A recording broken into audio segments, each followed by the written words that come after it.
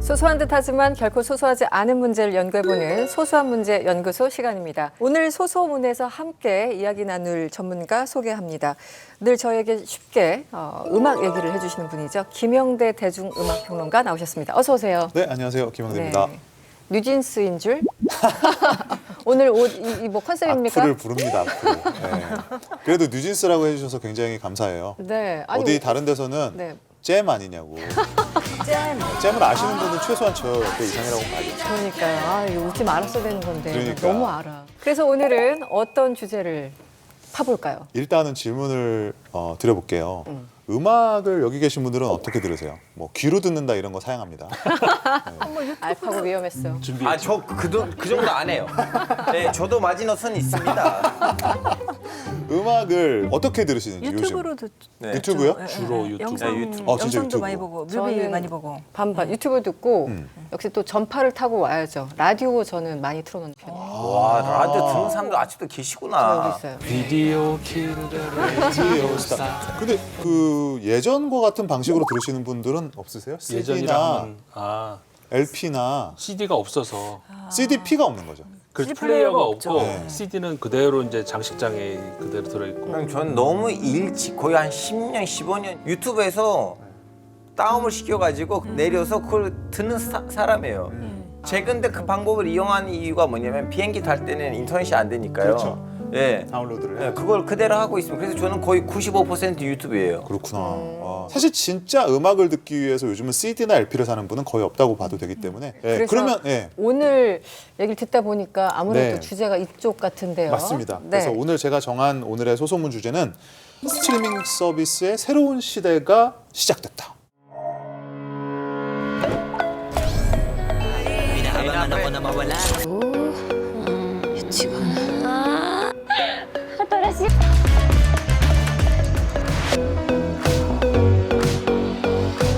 BTS on.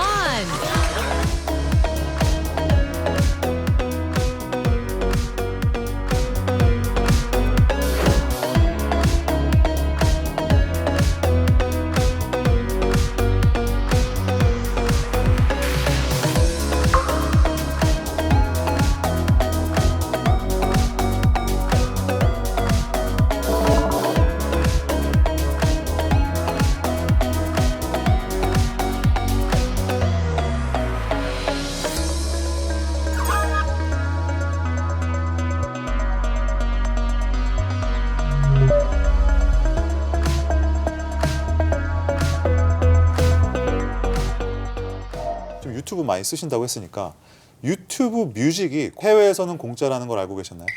해외에서 아니요? 공짜예요? 네, 해외에서는 유튜브 뮤직이 공짜입니다. 아니, 해외라는 게 뭐 미국에서 공짜라는 네, 게 아니면 기본적으로는 유튜브 뮤직에 막혀 있지 않아요. 공짜 무료 회원들도. 그래서 우리나라에서는 프리미엄을 구독을 해야지만 유튜브 뮤직을 이용을 할 수 있는. 뭐 굉장히 억울한데 뭔가 배신감을 느끼는. 좀 그렇죠.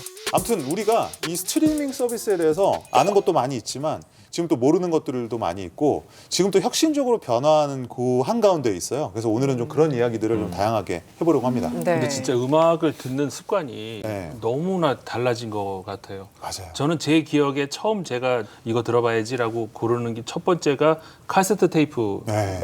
기억돼요. 그래서 이 녹음기가 달린 라디오 듣다가 언제 내가 원하는 음악이 나올지 모르는 거죠. 네, 근데 네. 이렇게 하고 있어요. 이렇게 공부를 녹음 준비. 네, 공부를 할 수가 없어요.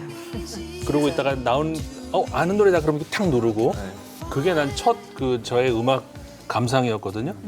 그러다가 그 CD 그런가 싶었는데 또 MP3라고 흔히 부르는 아, 교수님 거기서 하나 빠지신 거 있어요. 저도 뭐요? 교수님이랑 똑같은 루트를 갔거든요. 이 중간에는 일본 애들이 MD를 만들었어요. MD 디스크. 그렇지 그게. 미니 디스크가 이렇게 조그만 예, 이 정도. 그러니까 카세트 테이프의 한 3분의 1 정도 크기 칩 크게 같은 거를 이렇게 대세를 넣는 게 이루고. 있어요. 다음에 한국 기업인지 어느 나라 기업인지 모르겠지만 누가 MP3를 한국에서. 박아버린 거예요. 아마 한국인 것도 이런 거 있나? 그러다가 시장이 개발된 뒤집혔어요. 한국에서 개발된 거예요. 그 예전과 지금 우리가 얘기하는 거에서 기본적으로 우리가 음악을 듣는다는 행위는 비슷해요. 근데 근본적인 변화가 있어요. 사실 CD나 LP나 뭐 테이프나 이 시절에는 우리가 이 음악의 라이브러리에 무제한으로 접근한 건 아니에요. 그렇죠. 그러니까 레코드 가게 분명히 우리가 듣고 싶은 음악은 잔뜩 있지만 우리는 거기서 대부분은 우리가 듣지 못해요.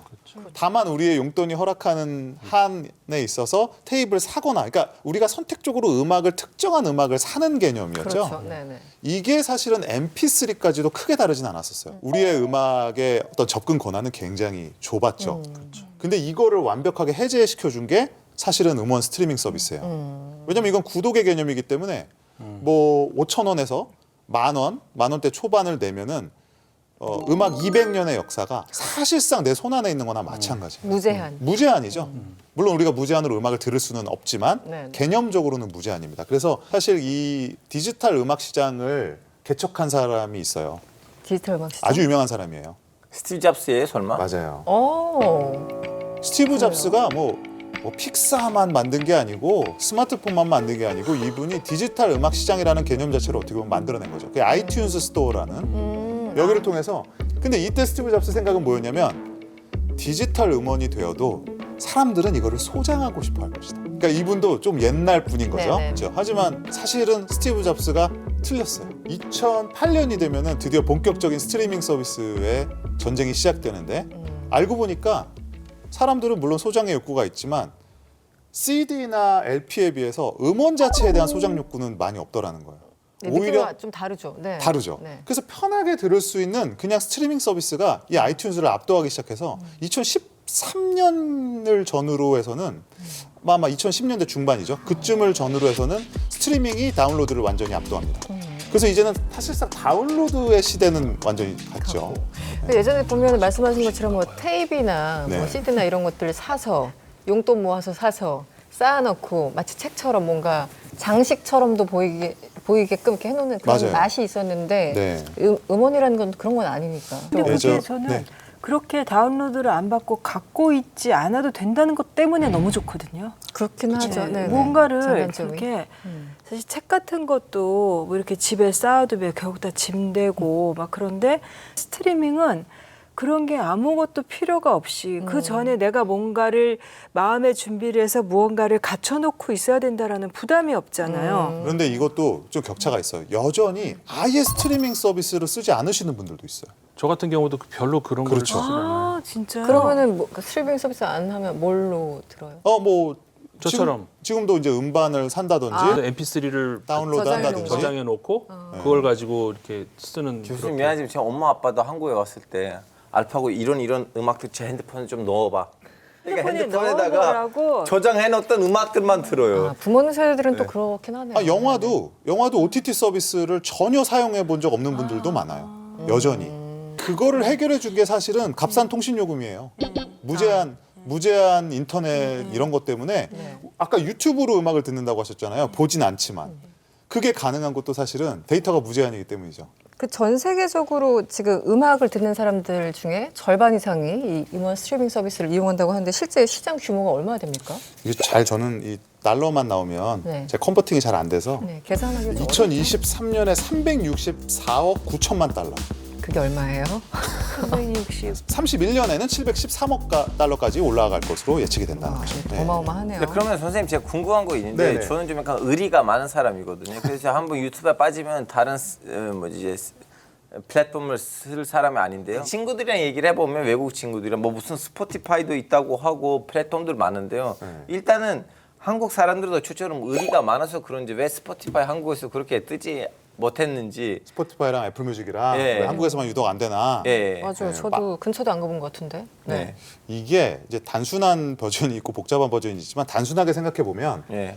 한국이 멜론이 너무 장악을 이미 해버려서 그래요. 뭐 멜론, 벅스, 지니 이런 데는 애초에 음반 유통사랑 같은 계열사거나 소유하고 있는 그 네.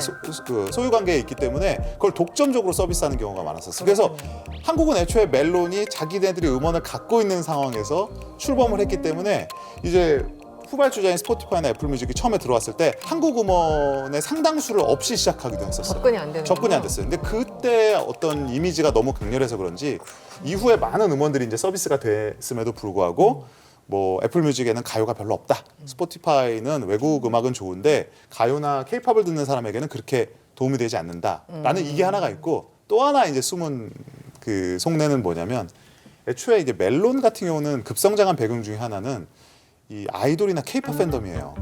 아. 왜냐면 예전에는 네. 저 어렸을 땐 가요 톱10을 많이 참고를 했습니다만 요즘은 이제 인기나 성취의 하나의 데이터 가장 중요한 그 멜론 차트. 지표가 멜론 차트예요. 차트. 그래서 멜론 차트에서 이번에 뭐 새로 음반이 나왔는데 몇 위까지 올라갔다 1위를 했니 안 했니 이런 게 굉장히 중요하니까 네. 그 멜론이라는 데를 어떻게 보면 거의 반강제로 가입을 하게 되는 거죠. 그리고 스트리밍을 돌린다 그러잖아요. 이렇게 계속 내가 좋아하는 가수의 음악을 틀어서 순위에 올리는 이런 하나의 또 그들만의 리그가 있기 때문에 이 멜론이라는 아성이 쉽게 무너지지 않는 근데 거죠. 저는 근데 외국에서는 그렇게 많이 쓰는 거 보면은 좀 스포티파이만의 강점 같은 게 있나요? 그거는 일단은 이런 서비스를 가장 먼저 시작을 한 게 있고요. 그리고 우리나라에는 아직까지 활성화되지 않는 그 스포티파이만이 갖고 있는 그 음악 듣기의 문화가 있어요. 그게 뭐냐면 애초에 스포티파이가 왜 유명해졌냐면 스포티파이는 원래 완전 무료였습니다.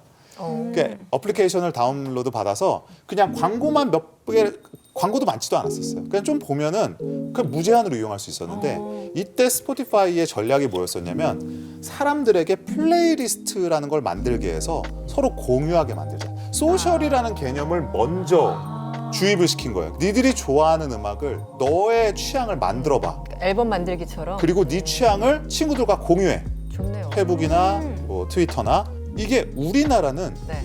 내 플레이리스트를 만들고 취향을 공유한다는 개념이 지금도 사실은 희박해요. 우리나라 사람들이 가장 많이 이 멜론이나 이런 걸 활용하는 방식이 뭔지 아십니까? 그 백위를 자동으로 플레이하는 거예요. 배기. 아, 네, 이제부터 카페 같은 데 가면은 많이 활용하는 방식이기도 하죠.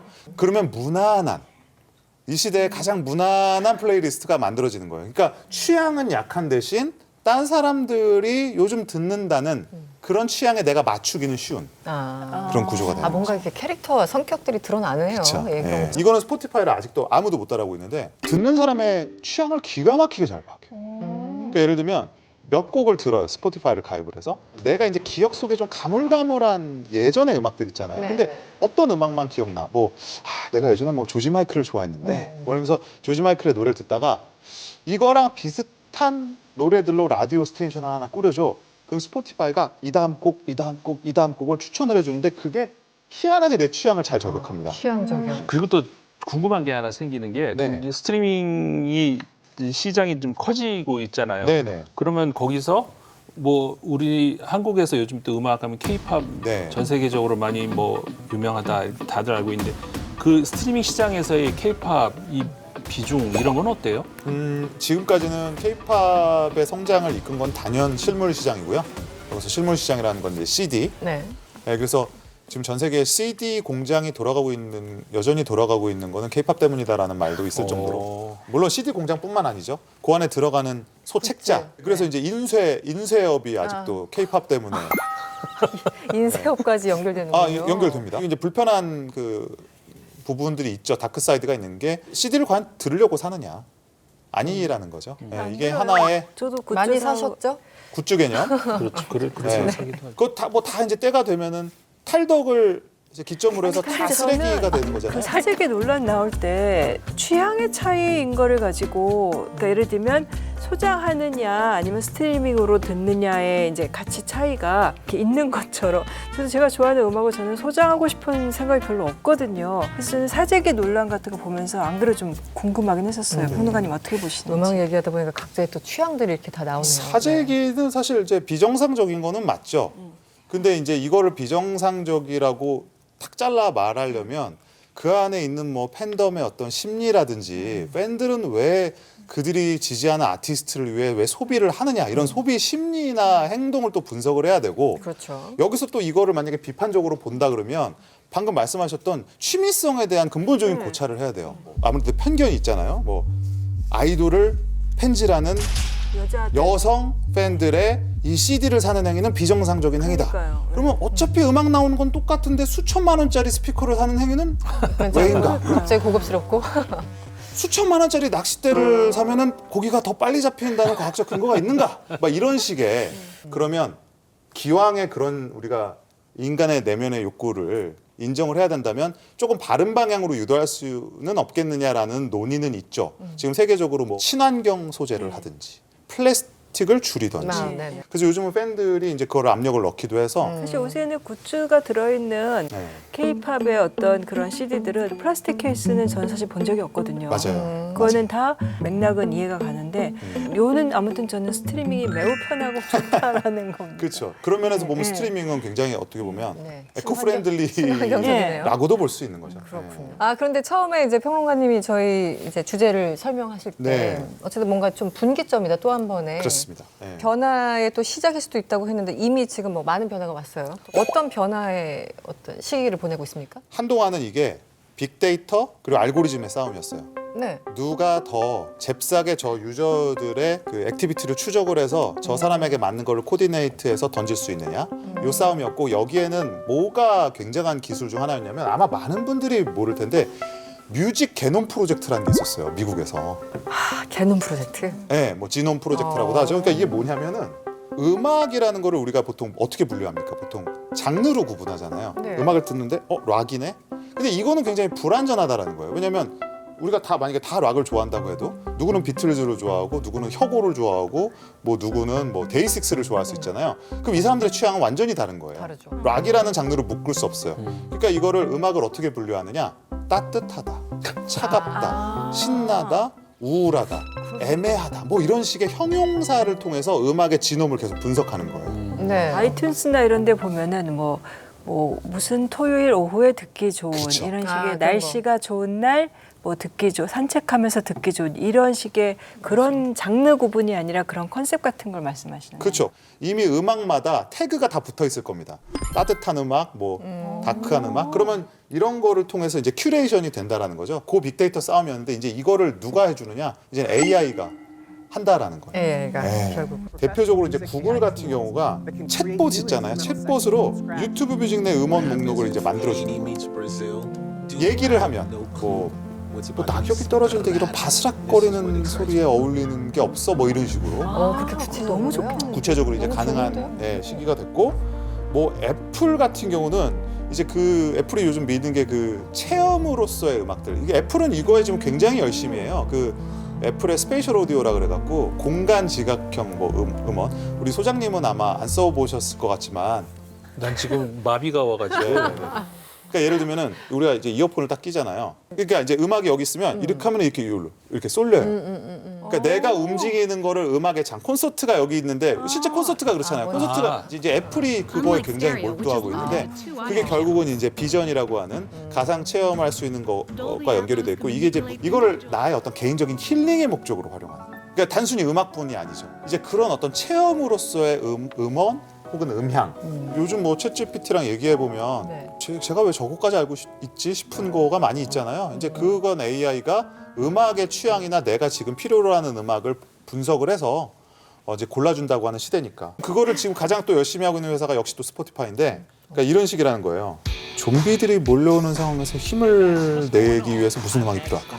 그렇게까지? 그러니까 이거는 사실 어떻게 보면 그걸 어떻게 알아 할 수 있잖아요. 네. 근데 이걸 이제 AI가 판단한다는 거죠. 듣고 보니까 영화 만들 때 영화 음악 감독들이 그거 활용하면 되게 저 그걸 유튜브 때 썼었거든요. 유튜브 만들면 그 챗GPT를 쓰면서 어떤 음악을 썼으면 좋겠어요. 제가 이런 영상을 만들었는데 이런 영상에서 이런 장면이 있는데 배경에 어떤 음악을 썼으면 좋겠다니까 추천을 하더랬는데 그 추천했던 음악을 썼더니 진짜 잘 어울렸어요. 요즘 네. 모르고 있는 분들이 있을 뿐이지 이미 그 기술을 우리가 이미 쓰고 있는 게 있어요. 인스타그램에 사진 올려보셨죠?